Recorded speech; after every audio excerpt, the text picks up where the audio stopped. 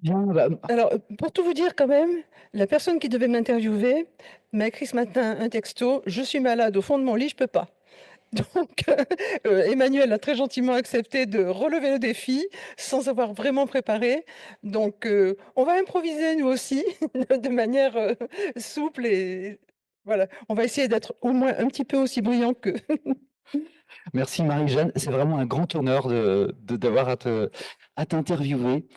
Et j'aimerais commencer par une première question. On a beaucoup parlé des adolescents ce matin.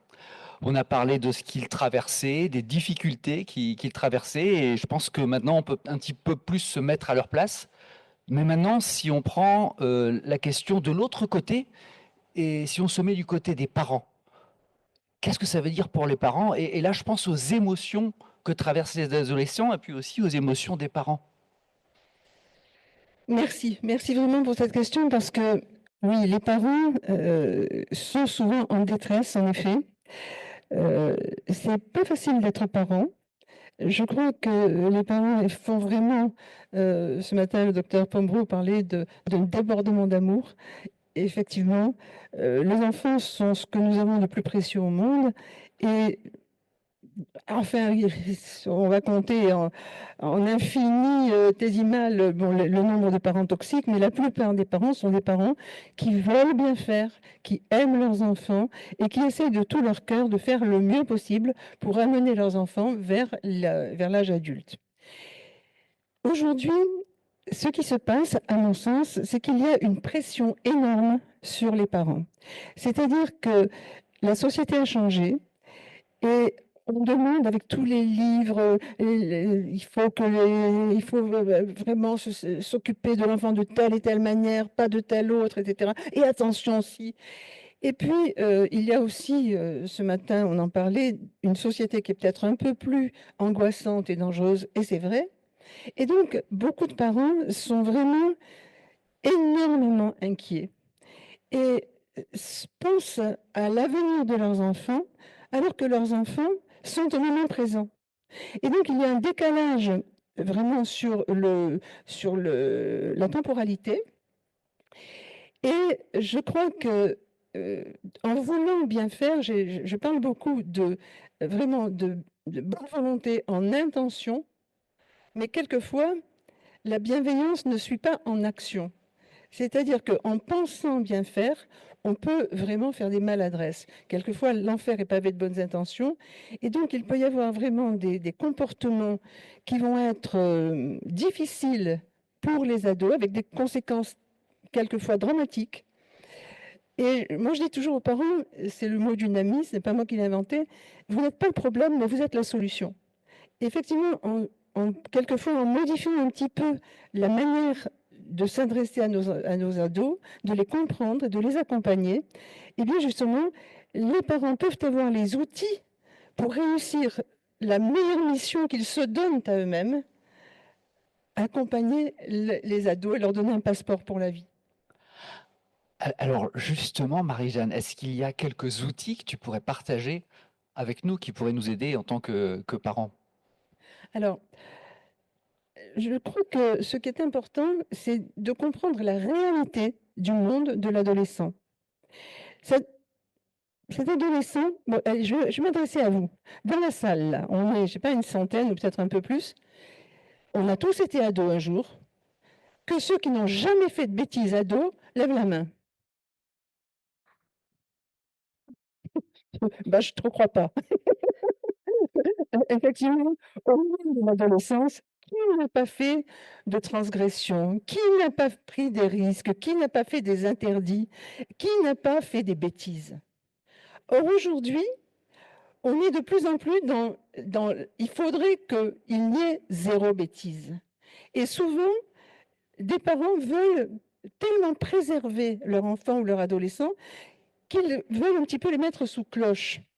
C'est comme si, alors quand ils sont petits, bon, j'ai écrit un livre qui s'appelle Alors si on ne punit pas, on fait comment?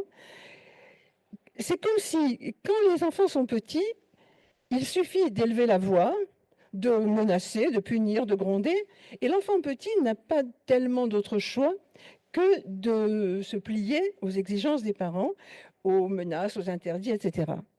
À l'adolescence, ça change. L'ado, on l'entendait ce matin, va sortir de son milieu, de sa famille. Il va aller rencontrer d'autres familles. Il va faire un exposé chez un copain. Il sort et il va chercher finalement son identité plus horizontalement que par rapport à là d'où il vient. Et donc, il voit d'autres manières. Et à ce moment-là, toutes les punitions, tous les interdits, on les a entendus, ils ont tellement envie de liberté, tout ce qui est interdit sec, tout ce qui est punition, menace, etc., ça ne fonctionne plus. Et donc, quelque part, puisque je te prive de téléphone 2 jours, tu continues, je te prive de téléphone 1 semaine, ça continue, je te prive de téléphone 1 mois. C'est-à-dire qu'ils vont faire du toujours plus de la même chose, sans voir que c'est totalement inefficace et que ça n'a qu'une conséquence, ça a été évoqué ce matin, c'est que ça éloigne l'adolescent des seuls adultes qui pourraient justement être ses repères, les gens sur lesquels ils peuvent, ces ados, s'appuyer. Et pour moi, l'enjeu absolument essentiel pour un adulte, c'est de pouvoir conserver la confiance de son adolescent. Et alors justement, Marie-Jeanne, on fait comment? Alors justement, il n'est pas question de remplacer une éducation punitive par une éducation permissive. Moi, je parle d'éducation structurante. C'est-à-dire que, au lieu de punir, on va appeler un chat un chat. Ça, tu as fait une bêtise. Ça s'appelle une bêtise. Mais tout le monde en fait, j'en ai fait, on en fait. Heureusement, il n'y a pas de conséquences dramatiques. On va essayer de comprendre ensemble pourquoi tu as fait cette bêtise et comment, qu'est-ce qui s'est passé. Tu n'as peut-être pas mesuré, encore un adolescent le disait ce matin, on n'a pas imaginé que ça allait faire tant de mal. Donc, tu vas comprendre peut-être à cette occasion-là tout ce qui aurait pu se passer. Et heureusement, ça ne s'est pas passé, mais il aurait pu y avoir des conséquences dramatiques, ou pour les autres, ou pour toi-même. Et puis, s'il y a eu des dégâts, eh bien, on va voir comment tu vas réparer les dégâts que tu as faits. C'est-à-dire qu'on va amener l'ado à prendre conscience de la responsabilité qu'il a par rapport à ses actes, mais ça ne sera en aucun cas une punition. Tu as fait ça, donc je te punis. La punition, c'est châtier, c'est faire mal, c'est vouloir faire du mal à quelqu'un, c'est-à-dire qu'il souffre. Alors que dans une réparation, il y a une fierté retrouvée, parce que justement, l'adolescent lui-même va participer à quelque chose qui va le réhabiliter dans le monde social. Est-ce qu'on pourrait dire que c'est les responsabiliser plus que les contrôler? Alors, évidemment, l'adolescence, c'est un vaste mot. Ça commence, on en parlait ce matin aussi, déjà 10, 11, 12 ans, c'est déjà bien enclenché. De mon temps, parce que je ne suis pas toute jeune, hein, l'adolescence commençait à 16 ans, 17 ans. Aujourd'hui, 10-12 ans, il y en a qui ont déjà des... Alors, on parlait d'adolescence biologique et d'adolescence sociale et psychologique. Donc, attends, quelle était ta question? Ça, c'est mes neurones qui disparaissent. Moi, j'ai l'impression qu'il faut plus les responsabiliser plutôt que vouloir être dans le contrôle et Plutôt les puis contrôler. la punition. Alors, effectivement, les parents ont un devoir de vérifier, de voir ce qui se passe et de ne pas faire comme s'ils n'avaient pas vu. C'est important, justement, de conserver un lien, une relation, et une relation de qualité, mais une relation contrôlante, une relation qui interdit, n'engendre toujours que l'envie de transgresser, avec toutes les filouteries dont ils sont capables, ce qui prouve leur intelligence d'ailleurs, ou alors, si jamais ils se soumettent, eh bien, on va en faire des enfants soumis qui vont avoir peur de tout. Et il peut y avoir ensuite, ça peut donner des adultes qui ont tellement peur qu'il leur arrive quelque chose dans la vie, qu'il ne leur arrive rien. Et c'est d'une tristesse infinie. Donc effectivement, cette envie de prise de risque, ce besoin de tester des choses, le rôle de l'enfant petit, son métier, c'est d'apprendre en jouant. Le métier de l'adolescent, c'est d'apprendre en testant, en essayant. Donc, évidemment, il va essayer des choses qu'il n'a encore jamais essayées. Donc, évidemment, il va commencer à prendre des risques. Si c'est toujours sous le regard de papa-maman et avec l'assentiment de papa-maman, et jamais dans ce sentiment d'essayer quelque chose, là, c'est vraiment très problématique. Donc, évidemment, c'est très subtil. Ça n'est pas facile d'être parent, ça n'est pas facile d'être un adulte qui accompagne des adolescents, mais c'est tellement merveilleux, justement, parce que ça n'est pas simple. Donc on va leur permettre de tester, on va les laisser tester, mais on est là pour faire en sorte que ça ne se passe pas mal, ou en tout cas qu'ils puissent se rattacher à nous si besoin. Exactement. Pour moi, on a parlé de cadre ce matin, je préfère parler de port d'attache. C'est-à-dire que, évidemment, le petit bateau va commencer à sortir. Hein, et puis, quand il va y avoir un petit peu trop de tempête ou quoi, il va pouvoir venir se mettre à l'abri, rechercher de l'eau. Moi aussi, je suis un marin, donc il va pouvoir rechercher de l'eau, du calme, etc. Et il faut que, justement, le foyer familial puisse représenter toujours pour l'adolescent, quand il traverse une crise grave, quand il y a quelque chose qui se passe et qui est difficile, il faut qu'il puisse retourner chez lui sans crainte d'être jugé, puni, insulté, humilié, etc. Parce qu'évidemment, si le réflexe que je peux comprendre hein, des parents, c'est de dire mais je te l'avais bien dit, tu vois pas que tu d'ailleurs, machin, etc. C'est-à-dire qu'on va le sermonner, l'humilier, le moraliser. Vous n'auriez pas envie qu'on fasse ça, et l'ado non plus. Donc, effectivement, que les adultes, pardon, restent toujours calmes, même si c'est difficile, qu'ils aillent souffler un coup et puis qu'ils reviennent. Bon, hein, tu as fait une bêtise. Bon, ok, on va en parler, on va trouver des solutions. Je suis là pour t'aider à grandir et je ne suis pas là pour t'enfoncer la tête sous l'eau parce que tu as fait une bêtise. Mais là, maintenant, de cette bêtise que tu as faite, tu vas grandir. Alors justement, j'avais une question peut-être un peu provocante, c'est justement quand ça ne va pas, comment on peut réparer nos adolescents? Alors, non, non, on ne répare pas un adolescent. Pourquoi faudrait-il le réparer? D'ailleurs, regardez l'expression populaire, il faut corriger un enfant, mais comme si c'était une erreur de la nature. Est-ce qu'il n'est pas parfait lorsqu'il naît? Vous voyez, corriger un enfant, mais pourquoi? Réparer un adolescent, mais pourquoi? Non. Ce qu'il faut réparer, c'est la relation. Ce n'est pas l'adolescent, ce n'est pas le parent, c'est la relation entre le parent et l'adolescent qui souvent est dégradée justement. Tout a été dit aussi ce matin, par manque de temps, par occupation, par manque de cohérence éducative. Quelquefois, tu as fini de crier, oui, ça suffit. Comment hein, Coluche disait, oui, nous, on éponge l'excédent, mais toi, tu ne bois pas ton acquis, enfin, etc. C'est-à-dire que lorsqu'il n'y a pas de cohérence entre l'action du parent et ce que l'on demande à l'adolescent, l'adolescent ne peut plus considérer que l'adulte est fiable. Et donc, eh bien, il va chercher des solutions avec ses pairs PAIRS qui sont tout aussi pas encore terminées que lui. Le professeur Farage nous montrait ce matin l'évolution du cerveau. Donc, il y a encore... Moi, je dis aux adolescents, tu sais que ton corps va encore grandir, va encore forcir. Tu n'as pas encore le corps d'un adulte, c'est normal. Est-ce que tu sais que ton cerveau aussi n'est pas encore aussi performant que ton corps sera, ton cerveau sera aussi plus performant bientôt. Donc, il y a besoin encore pour toi, il y a des marges de progression. C'est normal, tu n'es pas anormal et tu n'as rien à réparer.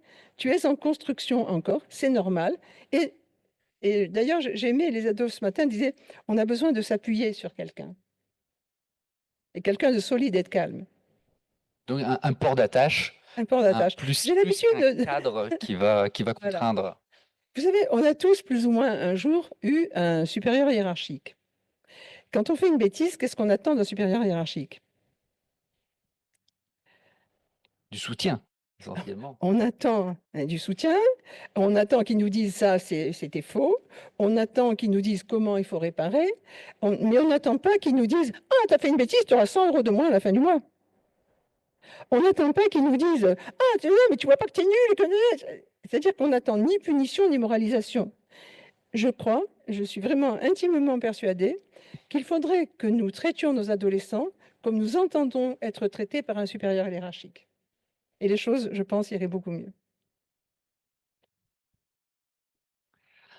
Alors justement, ça m'amène autre chose. Je ressens que la confiance est très importante dans cette relation entre le parent et l'adolescent, comme elle le serait avec un supérieur hiérarchique.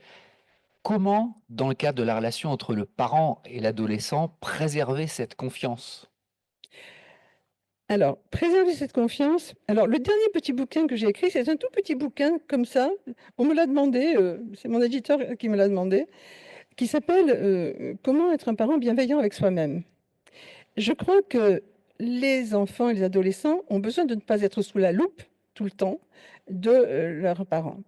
Et c'est important que les parents se préoccupent aussi de leur bien-être et en ceci soient des exemples à suivre plutôt que qu'on donne aux adolescents des injonctions.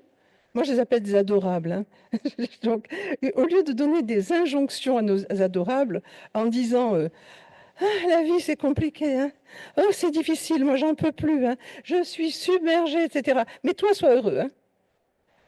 Je pense que c'est beaucoup plus crédible de montrer comment être heureux, c'est-à-dire de prendre soin de soi, de prendre soin de la qualité de comment on se comporte, de comment on se nourrit, de comment on a une vie sociale. Et, et à ce moment-là, nos enfants peuvent avoir un exemple à suivre plutôt qu'une injonction à suivre. Donc un port d'attache qui soit en même temps comme un exemple qui puisse les guider, où ils puissent venir se rattacher, mais qui puisse aussi les guider dans la perspective? Oui, le port d'attache, qui est un exemple. Bon, pourquoi pas? Enfin, l'idée y est, en effet. Je crois que, voilà, pas quelque chose de fermé, qui était utile quand ils étaient petits, justement, mais qui va représenter un lieu sûr, un lieu de sécurité. C'est ce que j'ai appelé le détachement sécure. C'est-à-dire que pour que l'adolescent puisse aller nouer de belles relations, justement, et peut-être, et certainement, et on le lui souhaite, tomber amoureux. Enfin, j'aime pas le mot tomber amoureux, parce que non, tomber amoureux, c'est pas joli, tomber amoureux. D'ailleurs, Boris Cyrulnik nous disait dernièrement dans une conférence, quand je tombe amoureux, je me relève attaché. Donc, c'est vraiment, c'est, S'élever amoureux alors? pardon? S'élever amoureux? Peut-être, justement, l'amour n'est-il pas quelque chose qui, justement, permettrait de vivre d'une manière très épanouie, dans tous les sens du terme, pour que l'ado puisse aller vivre un amour ailleurs que dans sa famille. Il est important, justement, cet attachement sécure qui est si important quand il est petit, il est important que petit à petit, on lui laisse des espaces pour qu'il puisse aller rencontrer ailleurs une société de l'altérité, quelqu'un qui va le reconnaître comme toi entre tous les millions, les milliers de personnes qui c'est toi que je choisis, c'est avec toi que j'ai envie de m'engager, etc. Pour trouver un attachement justement qui ne soit pas un attachement insécure parce que j'ai l'habitude d'être dans un attachement en tant qu'ado, j'aurais l'habitude d'être dans un attachement exigeant, menaçant, sous condition. L'amour à condition, c'est une catastrophe. Vous savez, l'amour à condition, ça commence avec des choses. Ah, si tu fais ça, je t'aime plus. L'enfant croit au Père Noël et croit à la petite souris. Donc, quand on dit à un enfant, si tu fais ça, je ne t'aime plus, l'enfant le croit. Il le prend au premier degré. Donc, ça, l'enfant va apprendre que, à condition d'obéir, il sera aimé. Et il peut y avoir l'autre effet, oh, tu es sage, alors je t'aime. Et à ce moment-là, l'enfant peut apprendre que, à l'extérieur, quand il va rencontrer le garçon ou la fille, etc., il faut qu'il soit conforme aux attentes de l'autre pour être aimé. Et ça peut créer des catastrophes relationnelles ensuite, parce qu'il va, imaginons, alors je ne parle pas d'un adolescent, mais d'un petit enfant. Fais bisous à la dame. Elle a des poils partout, elle sent pas très bon, mais fais-lui bisous parce que ça fait plaisir à maman. Bon, puisque ça fait plaisir à maman, et puisque quand on est sage, on fait bisous à quelqu'un qu'on n'a pas envie, qu'est-ce que ça va donner à l'adolescence? voyez, le contact physique peut être là, déjà, source de rencontres vraiment qui seront très, très difficiles. Donc, tout ça, je crois que c'est, vous voyez, toutes ces petites choses qui peuvent vraiment transformer la relation et qui peuvent vraiment provoquer des jours bien meilleurs pour les deux, parce qu'il n'y en a pas un qui va gagner sur l'autre. C'est le couple, parents et enfants, qui va grandir et qui va être plus heureux. Merci beaucoup. J'avais envie peut-être si on pouvait terminer de te demander si en tant que parent, il y avait peut-être 3 choses que tu as envie de nous donner, de nous dire: «Pour moi, ces 3 choses-là, c'est vraiment important vis-à-vis de vos ados», d'avoir ça en tête. Alors, la première chose qui me vient en tête, c'est l'histoire des règles à la maison. Les règles à la maison, évidemment, toute société ne peut fonctionner qu'avec quelque chose qui s'organise. Donc on va parler de règles, bien entendu. Mais souvent, les règles, on dit: «Il faut des règles et donc il faut débarrasser la table, il faut ceci, il faut cela, il faut cela». C'est-à-dire que les ados, on va leur présenter les règles comme une obligation et ils n'ont aucun mot à dire là-dessus. Moi, je propose d'abord, tout à l'heure, Cécile disait que j'ai créé aussi la fondation Savoir-être et vivre ensemble, qui crée des ateliers de réflexion philosophique avec les enfants. C'est d'abord qu'ils comprennent le sens de la règle. Mais des règles, c'est quoi et pourquoi? C'est un mot, la règle. C'est un concept, mais ça veut dire quoi et pourquoi? Alors, si on leur dit, imagine que demain, dans Cannes, on peut conduire à gauche ou à droite, qu'est-ce qui se passe? Ah, là, l'image est frappante et ils vont dire, c'est pas possible. Bon, alors, donc, il faut un code de la route. On va prendre un exemple de sport. Si demain on peut jouer au ballon avec un ballon de foot, un ballon de volley, une balle de tennis, ce que l'on veut et comme on veut, qu'est-ce qui se passe? Il est évident qu'on ne peut plus jouer. Donc, on est obligé de créer ensemble une règle du jeu, des codes, pour pouvoir fonctionner ensemble. Et justement, ce fonctionner ensemble me semble très important parce que dans une société qui devient très égocentrée, le sens du collectif est super important. Donc, ce que je propose, c'est qu'on dise aux enfants, aux adolescents, eh bien, comment on pourrait faire pour que nous ayons tous le sourire dans cette maison, tous ensemble, hein? Toi, tu as des besoins, moi j'en ai, mais ce n'est pas mes besoins qui vont être prépondérants par rapport aux tiens, ni les tiens qui vont être prépondérants par rapport aux miens. Comment on va s'arranger, comment on va s'organiser pour que ça se passe bien? On a tous envie d'être heureux. Je crois que personne ne se lève le matin en disant: «J'ai envie d'être malheureux». Ou je me trompe fort, mais enfin bon. Donc comment on va faire pour que tout le monde ait le sourire et que tout le monde soit heureux dans cette maison? Alors l'enfant peut dire: «Eh ben moi je veux faire ce que je veux». Toi, tu veux faire ce que tu veux? Est-ce que moi ça va me rendre heureux aussi? Si moi je fais ce que je veux, est-ce que toi ça va te rendre heureux aussi? Et donc on discute, on dialogue, on essaye de trouver des solutions plutôt que de faire des accusations. Alors ça peut ne pas être tout de suite, mais il y a des chances que ça fonctionne un petit peu mieux comme ça. Et puis c'est pas désormais on va faire comme ça, si on peut essayer pendant 8 jours. Et puis on verra si dans 8 jours ça a mieux marché ou pas.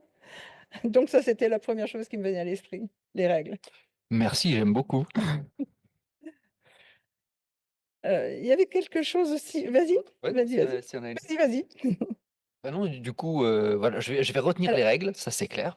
Essayer de les discuter et puis de voir comment on peut faire en sorte que ça se passe mieux à la maison, Alors, ouais. il me semble aussi qu'il y a un message super important que tout parent devrait donner à tout enfant, quel que soit son âge, petit, et le décliner de différentes manières. Ce message, c'est vraiment trois, trois messages en un. Le premier, c'est n'oublie jamais que tu es sacré. Alors, sacré, pas au sens religieux, mais au sens universel. Tu es sur Terre, tu ne l'as pas choisi, ils le disent eux-mêmes, hein, j'ai pas choisi. Hein. Mais puisque tu es là, tu es digne d'exister et tu as une valeur. Et cette valeur, puisque tu as cette valeur, comment tu vas te respecter. Pas respecter les autres, comment tu vas te respecter. Est-ce que quand tu te comportes comme ça, tu te respectes? Est-ce que quand tu parles comme ça, tu te respectes? Est-ce que quand tu t'habilles comme ça, tu te respectes? Et pas, est-ce que quand tu t'habilles comme ça, tu te respectes? Évidemment, la nuance est importante, hein. Je vais le dire avec une véritable interrogation sincère et respectueuse de l'adolescent. Donc, le premier message, c'est n'oublie jamais que tu es digne, que tu es respectable, mais que tu es responsable de ton respect. Est-ce que cette situation te respecte? Qu'est-ce que tu peux faire? Réfléchis toujours à cette situation. Ça, c'est le premier message. Le deuxième message, c'est n'oublie jamais que tu as une intelligence. Ah, c'est bien d'être intelligent, hein? Bon, mais l'intelligence, ce n'est pas de faire n'importe quoi. L'intelligence, c'est de réfléchir. Donc, tu as besoin de liberté. Tu as donc toujours la possibilité de dire qu'est-ce que tu penses de ce que je te dis de penser. Ton intelligence, qu'est-ce que tu penses de ce qu'on te dit de penser? Qu'est-ce que tu penses des publicités? Qu'est-ce que tu penses de ce qui est dit sur les réseaux sociaux? Qu'est-ce que tu penses de tout ça? Et je vais m'intéresser à lui et à sa pensée, parce que peut-être il aura une pensée qui me fera découvrir quelque chose que je pensais faux.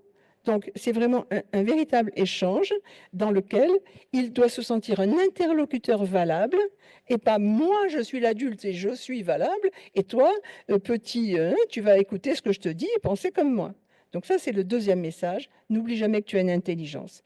Et le troisième message qui va faire le lien avec tout ça, c'est n'oublie jamais que tu as des émotions et que ces émotions, si tu les consultes, si tu les écoutes, elles te donneront toujours une indication sur tes besoins.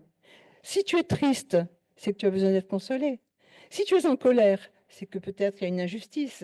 Si tu es heureux, c'est qu'il y a quelque chose qui te met en joie et qui te va bien. Si tu as peur, c'est que tu as peut-être besoin d'être rassuré. Et à ce moment-là, tu as peut-être une méthode grâce à l'intelligence que tu vas mettre en œuvre. Et puisque tu es digne et sacré, tu vas trouver des méthodes pour pouvoir avoir une vie qui va te convenir.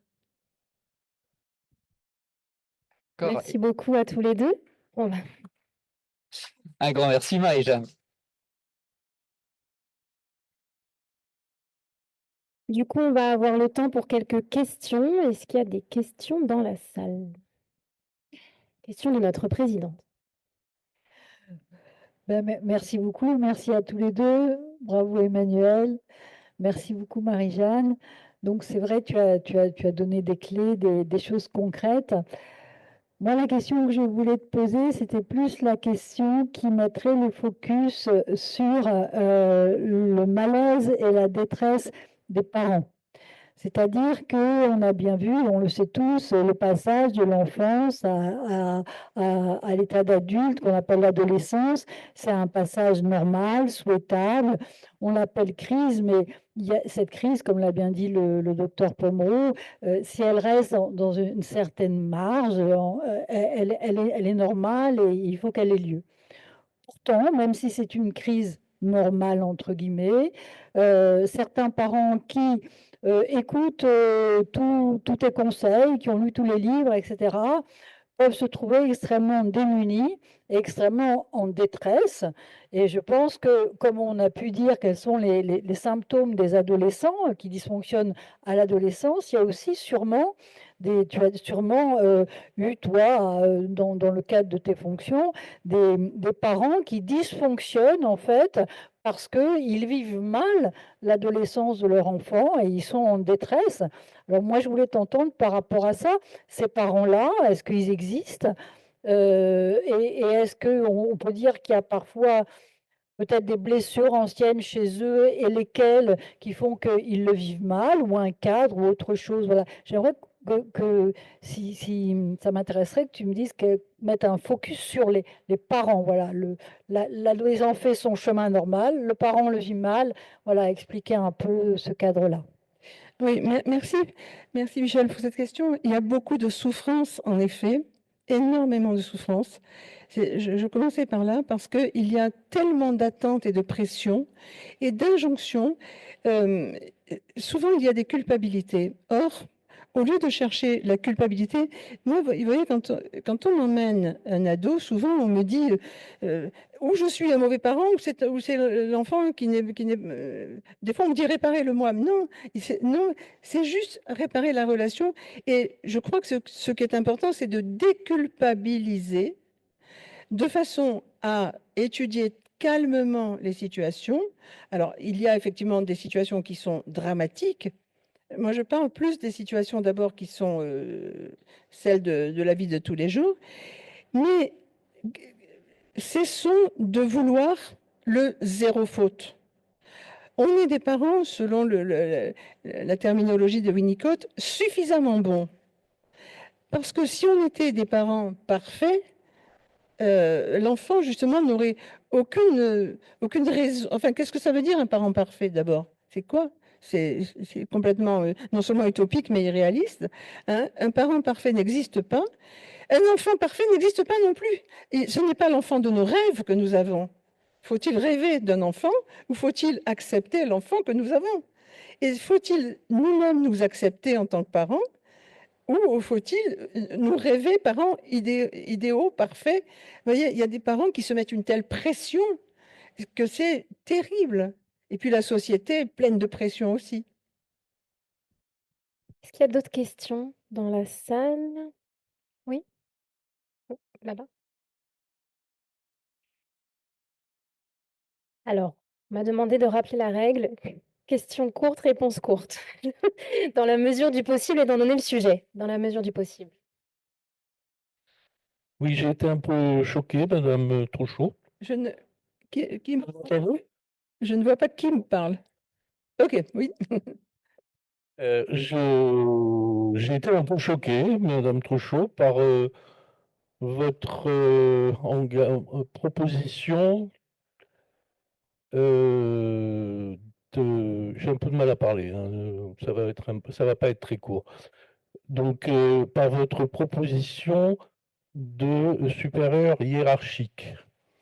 C'est-à-dire que on en est dans votre description du rapport parent-enfant, on est là dans un système, dans une société qui est au summum de son horreur pour moi, hein. C'est-à-dire que vous proposez le formatage complet des parents et des enfants. Moi, je vous rappelle quand même. Vous permettez une seconde. Je suis désolée, je suis d'accord avec vous. Le terme n'est pas convenable. Je ne parlais que de la manière, mais surtout pas, effectivement, de calquer une situation sur une autre. Je suis désolée. Mais si vous voulez continuer, il n'y a pas de souci. Je pense que la première chose à faire dans notre société, c'est peut-être d'éduquer les parents. C'est-à-dire que quand on a la joie, le plaisir, le bonheur intense d'avoir un enfant, la première chose que ça déclenche normalement, c'est l'amour. Donc l'amour, c'est le parent qui le transmet, enfin qui l'anime. L'enfant, lui, il est là, il a peut-être lui aussi beaucoup d'amour à donner, mais on ne s'en rend pas compte. Donc avant tout, je crois que le rapport parent-enfant, c'est un rapport d'amour. Et c'est sur cette voie-là qu'il faut essayer d'avancer Après, on peut aussi chercher des manières de saquer, de machin, de faire une société magnifique, complètement structurée et formatée. C'est très bien. Il y en a qui s'appelaient, moi non. Voilà, donc ça suffit. Voilà, merci beaucoup. Alors, l'amour, l'amour, l'amour, l'amour. C'est quoi l'amour? C'est quoi l'amour? Quelle est la conception de l'amour de chacun? Vous voyez, l'amour, effectivement, ça déclenche des flots d'émotions, des flots d'hormones aussi. Et je crois que on parle souvent d'instinct parental, d'instinct maternel, d'instinct. Et l'instinct, c'est juste l'instinct animal, c'est nourrir et protéger. L'amour, c'est quelque chose qui est humain et qui est souvent relié à notre propre relation à l'amour, à la manière dont on a été aimé ou pas. dans la manière dont on se représente l'amour. Et effectivement, je crois que tout parent, et vous avez tellement raison, aime son enfant. Et l'enfant aime son parent, parce que de toute façon, il n'a pas d'autre choix, sinon il est voué à une mort certaine s'il ne s'attache pas. Mais donc, cet amour, qu'est-ce que ça suppose comme conséquence par rapport à cet enfant, ce tout petit être-là qui nous arrive? Eh bien, évidemment, on l'aime de tout notre cœur, mais on l'aime comme on peut. Et quelquefois, on peut l'aimer d'une manière maladroite. Je ne remettrai jamais l'amour en question, mais dans cette bonne volonté, il y a quelquefois des erreurs qui ne sont pas des erreurs du tout volontaires, mais par incompréhension, par manque d'expérience, par représentation différente. Mais jamais, je ne culpabiliserai jamais un parent, je ne culpabiliserai jamais justement un adulte, parce que l'adulte essaye de toutes ses forces, et quelquefois quand il n'en peut plus, il y avait Hugo ce matin qui était là, qui disait « j'en peux plus, des fois je crie, je me mets dans une colère noire ». Je le connais, Hugo, c'est un homme qui adore ses enfants, mais quelquefois qui ne supporte plus, parce que oui, il y a la pression, oui, il y a le métier, oui, il y a la société, oui, il faut que ton enfant soit parfait, etc. Et donc, quelquefois, la pression de la société peut faire venir blesser cette personne, et l'enfant, lui aussi, dans une représentation idéaliste de son parent. Donc, il y a des choses qui sont difficiles, c'est juste humain, mais ça n'est pas de la faute de l'un ou de l'autre. Et quand c'est dit, c'est quand même beaucoup mieux que si c'est « on s'aime, donc tout devrait aller bien ». On s'aime. Et c'est peut-être parce qu'on s'aime tellement que des choses sont compliquées. C'est le docteur Pomereux qui le disait ce matin. Hein. C'est tellement, il y a tellement d'amour, tellement d'affect là au milieu, que ça ne peut pas être neutre. C'est vite blessable parce que c'est tellement sensible. On va prendre une autre question. Pardon, Bonjour. Juste petite question. Ah oui, pardon. Levez la main. je ne vois pas. J'ai déjà la main, donc. Oui, Oui. C'est ici, bonjour. J'ai une petite question à propos de réparer la relation. Je Ce qui n'entends me pas. plaît, la réparation de la relation, ça me plaît beaucoup. Donc, vous parliez de cela. Comment, dans le cas où l'enfant a menti, a trahi ma confiance, comment on peut la réparer? Comment donner la chance? L'enfant doit aller, par exemple, à triathlon en vélo. Il me dit qu'il y est. Et au final, je vérifie par hasard, il n'y est pas. Et depuis, en fait, plus de confiance de ma part. Donc, je ne sais pas. Je sais que en culpabilisant l'enfant, ce n'est pas la bonne solution. Donc, maintenant, je ne vois pas comment faire. Alors, Merci. si j'ai bien entendu, parce que c'est si la confiance a été trahie, par exemple, si on avait dit ça et puis l'enfant a transgressé, hein, c'est ça? Alors, comment réparer la confiance? Je crois que l'enfant, justement, essaye. Et il y a, encore une fois, je ne suis pas toute jeune, il y avait beaucoup moins d'interdits. Et aujourd'hui, alors peut-être la société est-elle plus dangereuse, mais il y avait beaucoup moins d'interdits. Et on laissait les enfants se développer un petit peu plus tranquillement.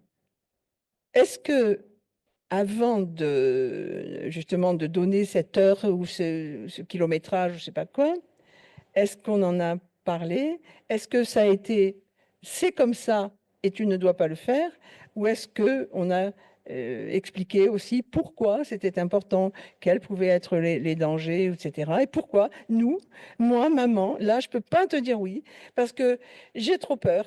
Et ce n'est pas parce que c'est mal, c'est parce que j'ai trop peur. Et je te fais confiance pour faire ça. Est-ce que je peux te faire confiance?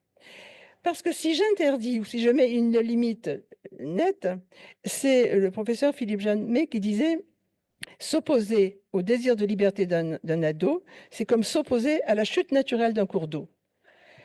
Transgresser, l'ado va transgresser contre un interdit ou contre quelque chose qui est comme ça. L'enfant va développer, et c'est heureusement pour lui, des stratégies pour s'en sortir. Et transgresser un interdit, c'est un jeu d'enfant, c'est un jeu d'ado, un jeu d'adorable pour l'ado. Alors que braver la confiance, c'est infiniment plus difficile. Alors, si effectivement cette confiance qu'on a accordée a été trahie, peut-être le mot trahi est fort. Nous, on le considère comme trahi. L'enfant, l'ado, ben lui, il était dans son truc, etc. Il a dépassé. Et il ne le vit pas comme une trahison. Et donc, employer des grands mots très forts, tu as trahi, je ne peux plus te faire confiance désormais, etc. C'est terrible. L'enfant peut se sentir décevoir ses parents. Or, c'est la pire blessure pour un enfant, c'est quand il a la sensation de décevoir ses parents. Et je vous assure, moi j'en entends tellement des ados, la sensation de décevoir son père ou de décevoir sa mère, c'est vraiment quelque chose qui est une brûlure pour lui. Donc, je vais redécliner ce que je disais tout à l'heure. Appeler un chat un chat, là, je t'avais dit telle limite, et tu l'as dépassée, et là, moi, je ne suis pas contente. Je ne suis pas contente, mais on va en discuter et on va essayer de voir comment une autre fois, ça ne va pas se reproduire. C'est-à-dire que ce n'est pas désormais c'est terrible, c'est là. Vous voyez, j'ai eu l'occasion, une petite fille un jour, une petite fille de 12 ans, qui avait volé une bague à une copine.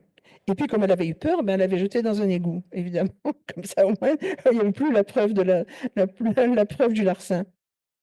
Et vous voyez, son père faisait un drame parce qu'elle avait volé une bague. À 12 ans, ce n'est pas un vol.